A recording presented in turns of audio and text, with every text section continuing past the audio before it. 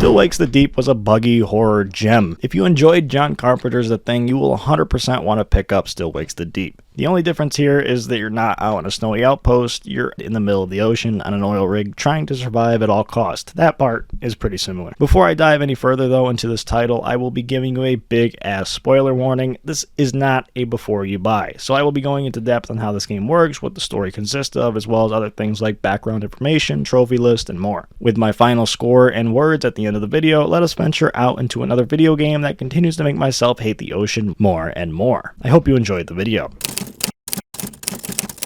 With a note being read on how our marriage is on the rocks, our protagonist Cameron McCleary, better known as Kaz, is struggling with the thought of losing it all with his wife Susie, as he's stuck out in the ocean working on the Beara D, an oil rig he's using as a way to let things blow over with the police back home because he got violent with Billy Chamberlain, who was being rude with his wife, the one who is now attempting divorce.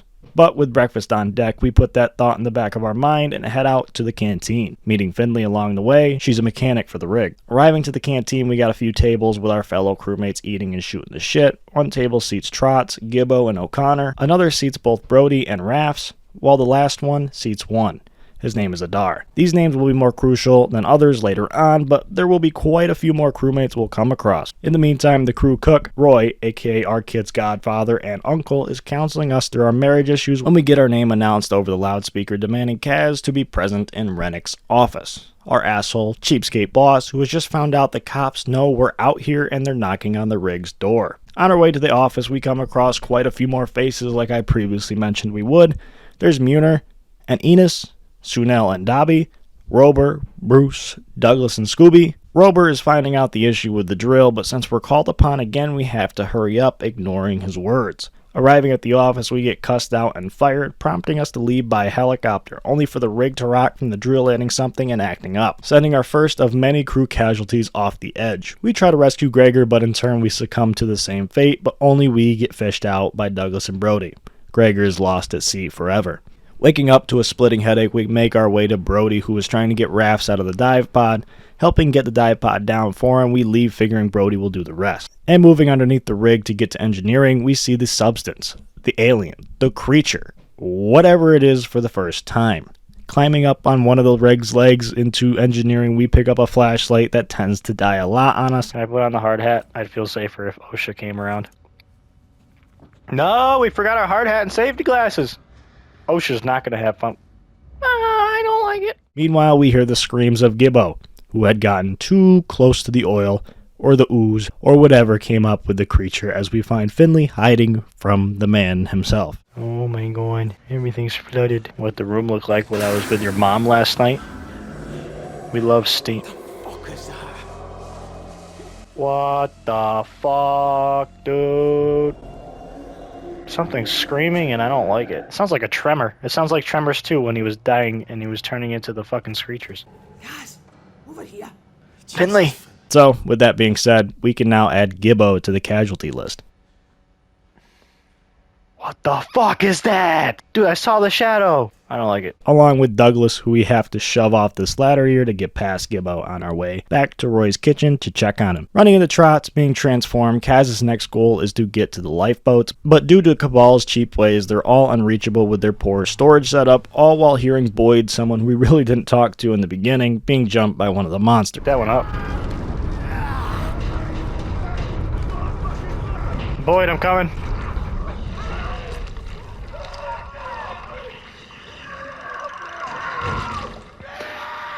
Sorry, but it says keep closed at all times, and I don't disobey when a door says danger, but not opening that one, Chief. Fuck you. Sorry, Boyd. Everybody else is dead, which means you're joining the club, and I'm getting out of here. After the faulty lifeboats drop into the ocean, we sneak by a laundry machine intrigued transformed Trotz, who then chases us down until we slip into the kitchen to tell Roy that we're going to make our way back up to Rennick and the helicopter. With the main deck between us and the helicopter, we find Sunel slumped over dead. Just after him, we watch Dobby get snatched up by Muir, who is now watching over the deck as one of those things, and we run into Enos to come up with an escape plan. Making our way to the lift, Enos, although the first one into the lift before us, he gets grabbed anyways and killed. Thank God for plot armor. Leaving us to get to the chopper only for it to crash into us as Rennick was dealing with a late stage transformation, but we don't know that yet. After gaining consciousness, again, We get a call from Brody who explains we need to get the generators back up and going because the power's been cutting out. Back down to engineering we go with Gibbo. Please tell me that's just... He's gonna be dragged away as soon as I vault. I'm not moving. Those aren't gloves, and that's not a second hand. You got 3 noses, dude. Dude, this is heavily inspired by... Oh! Oh! Oh! Oh! Motherfucker, you distracted me! I knew it was gonna happen! You distracted me! You made me miss! You made me miss the body being pulled away. Only to run into Rennick, whose big head chases us down after scarfing up one of our crewmates. No Name is gone forever. Although No Name might actually have a name. Rest easy, Scooby. Just before encountering this body, an optional phone call can be taken, with Scooby being hunted. Scooby! Scooby's alive. Oh, easy. What are you on about? Who's here? Under the admin module. He's hunting us. He's coming back. He's gonna kill me. Fuck. Escaping from Rennick, we channel our inner Nathan Drake, scaling a helicopter on our journey to engineering, which is where we run into Finley again, who helps us get the Jennies back on. Yeah, I'm going to use some slang here. Although, we're not alone down here, and it's not Gibbo this time. It's Adar. Much more violent fellow. After knocking out the fault and fixing the generators, our next mission is to engage the tension winches in all of the legs with Brody because the rig is sinking. So with a little parkour, visually unsettling identifiable crewmates, we get ourselves down to the winches where there's a lot of underwater swimming. Oh, and Buddy here tried, but didn't make it. You'd think know how to swim on an open water oil rig, moving forward. Moving to Lake D, we come across more water, more dead crewmates, and more water and more dead crewmates. There's 3 in total here, but I believe 2 of these are Bruce and Fergus. By context clues according to the phone call, we can solve that puzzle right away. And after more water, we hear screaming, the culprit being O'Connor, who is entangled up and currently transforming into one of the monsters. After him being rude to us, we get away from his tendrils, hit Leg B's winch, and ride up this beautiful elevator.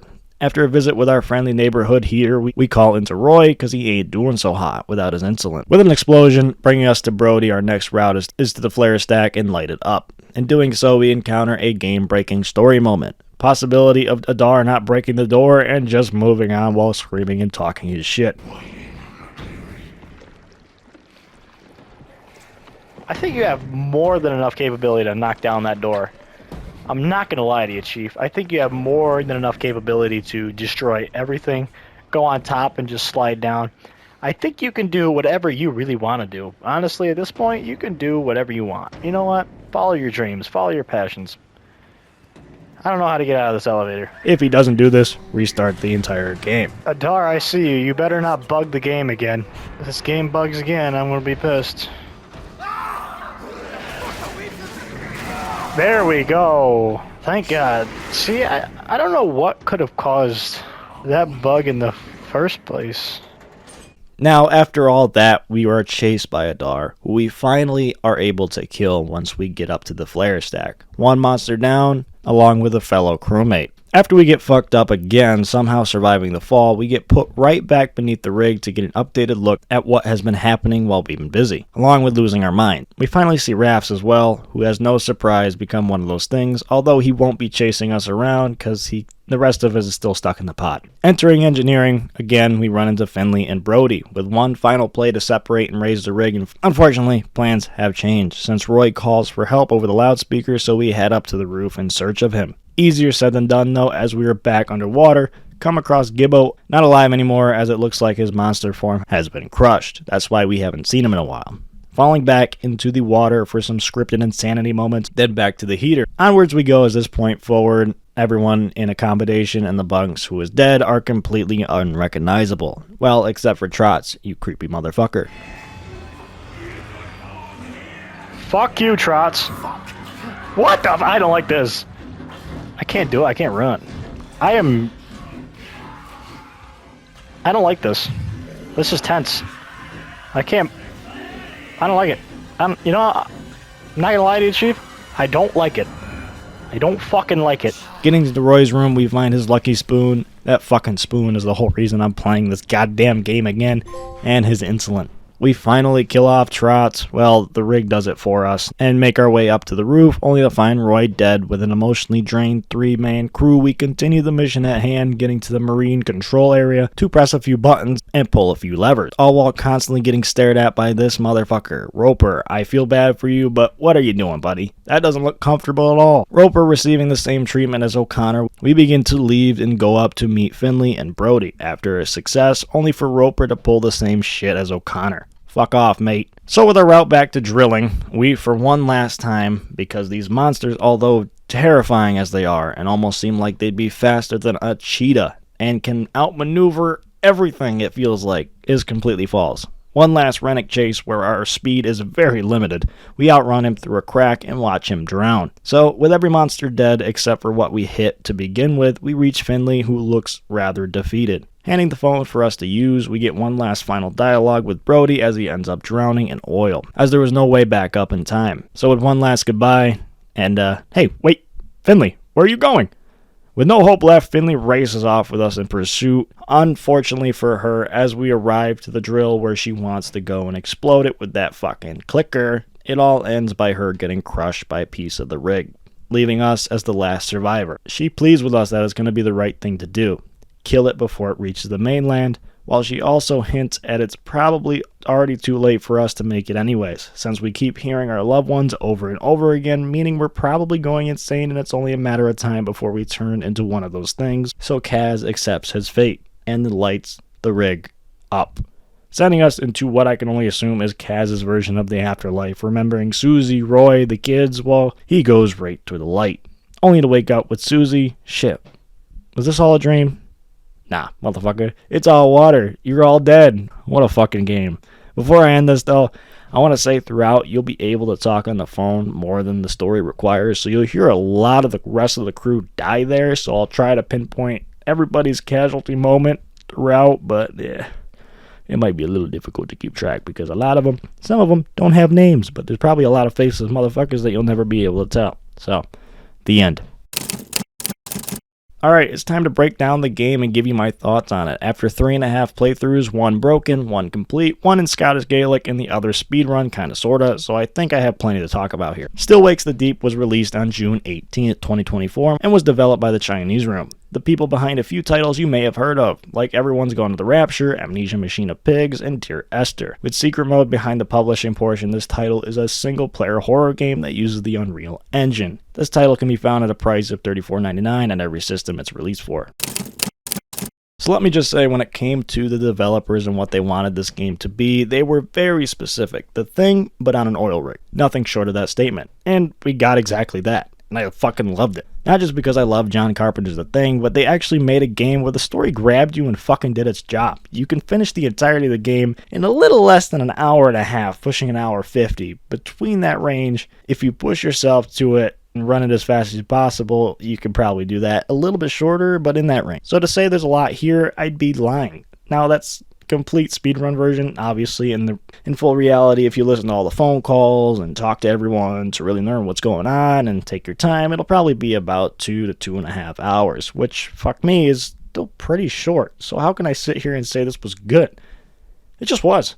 Most games take even longer to do what this did in such a short amount of time, and that's okay. It hooks you with an incredible setting, not just you being out in the sea with an oil rig fucking in the background, which is badass setting, but they made you immediately connect with all the fucking characters, your protagonist, connect with the situation you're going through, hell, even connect with his wife, because it's all very understandable. The best part of the game, though, is just how quickly it makes you fall in love with everybody in the environment. You'll see most of them only alive and intact for like 10 minutes, not even. But between everybody that you do interact with, you form a bond with Finley, Brody, and Roy. It's like you get hooked to them right away. And even the other people that you barely see, it's like those interactions are still super fucking cool. But for some reason, I just got hooked with like finding who was still standing, who was going to be hunting us, who was out there only to be heard getting killed off screen. Like, there was a lot going on. And before the chaos, everyone was just, like I said, likable. It was genuinely likable. Like, the banner between everybody just made it seem like y'all have been on this rig together for way longer than just using it as a way to get away from the cops, which is why you're here in this predicament to begin with. I think even that part is good. Like, it gives you a nice reason to why you're here. builds it with the emotional, touching part with Kaz and his wife. Roy helps build that connection as well. Then boom, it all comes to an end because you get called by Rennick. Rennick fits the bill of an oil rig boss, by the way, cutting corners. I mean, this probably happens now, but back in the 70s where this takes place, I can see it happening a lot. So his role is like filled perfectly. Shit hits the fan and you're off to the races. Short, sweet, impactful. Working with Finley and Brody throughout gets you well invested in this trio, so when it comes time to end, seeing you lose Brody, seeing Finley give in and say fuck it, I'll be honest, I was quiet throughout the last 20 minutes or so. I was just like, fuck, dude, we came all this way. And it was all for nothing. Just extended the inevitable. That's all we were doing. I thought it was the best possible ending, honestly. No happy ending bullshit. Shit hit the fan and the fan shit on us. Wraps it up nicely with the ending dialogue. The only thing left up to the player to figure out is what the main creature is. Is it even a creature? Is it just way too powerful for us human plebs to comprehend? No idea. But it was fucking awesome. I give a story a 9.5 out of 10. With the amount of time it actually takes to go through it, I got hooked. Felt for the characters, liked the characters, loved that it wasn't just a dream sequence at the end. Boom. That's the story, and it's a better story than others I've seen without the extra time that they have to use. This did it. Short, sweet, perfect. Mwah. Chef's kiss. Now, here's a bit where the game starts to take a stinker. And having played 3.5 times, like I said, I think I have all the room to talk on this. First comes first, the original playthrough was cut short halfway through due to a bug. That was impossible to fix. After restarting the game, restarting the checkpoint, killing myself and restarting, falling into the location where the enemy is supposed to be to break down the door, but I tried to have him kill me and him having me restart the game, knock him loose from where he shouldn't be. Just fucking, it was frustrating. Though it didn't have me sway away from liking the story, it did make me start to pinpoint certain gameplay mechanics that I didn't like, and I critiqued them probably way more than I should have, so this part might be a bit biased because of this fact, but it just left a bad taste in my mouth. But maybe you'll agree on me with these certain points. Swimming is one of them. Oh my god, there's too much of it. It's slow, it's tedious, it feels like dog shit. I get we're in the water, but come on, the movement in this game isn't the best either, so just combining that makes some of these parts just fucking annoying. These underwater sections, tedious, which is the same for the climbing. The climbing is less annoying, but it's a bit janky, it's slow, doesn't always respond to the inputs that you're fucking clicking the controller and it's not fucking working, you're not climbing, you're not doing anything. Not a fan. After that, the game is uphill to an extent. Having no way to fight back makes this linear, confined layout we will be playing in feel more tense, and it drives the anxiety when working your way through it. In open areas where an enemy is located, you'll have it very simplified. Hide, throw an item to distract, move to the next hiding spot until you can leave the area. Not complex. Enemy encounters will only differ when it's a dedicated chase, so you're either free to move around or you're running in a scripted tense chase, which it's a little tough here. I do like it. I do like the moments. Replayability is not there when it comes to this. Like, I did play it many times, but it just became a speed run through. Like, it felt like I knew where all the spots were to jump to, and I knew I can get here faster. I'm just like, come on. You lose the scary moments. But the enemies in these areas are very fucking creepy. They're cool also, but also, like I said, janky as fuck. They can clip through areas where you're hiding, which makes you think they can actually get you there, but in all reality, they only peer in there for a little bit or just camp outside for a bit before suctioning their way across the roof. Their ability to move just about anywhere in the area is also fucking cool. Moving themselves across the walls, the ceiling, or just over top of everything with their tendrils makes it a where the hell is he right now kind of feeling at all times.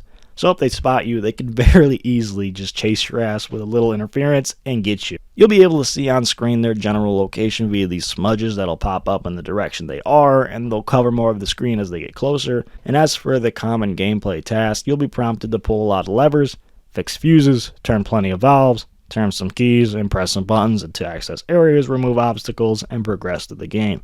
Nothing here is remarkable. It's everything you'd figure would be in this linear type of game. I gave it a 7.4 out of 10. This is a new category I'm going to be putting into horror games that I play from now on. I will say that after playing this game 3.5 times, especially my last speedrun playthrough, it completely lost its tense and scary moments. It was cool to play though, still enjoyed it, As for the original playthroughs, though, it definitely has its moments, but I will say it's definitely not as scary as another game I'm currently playing.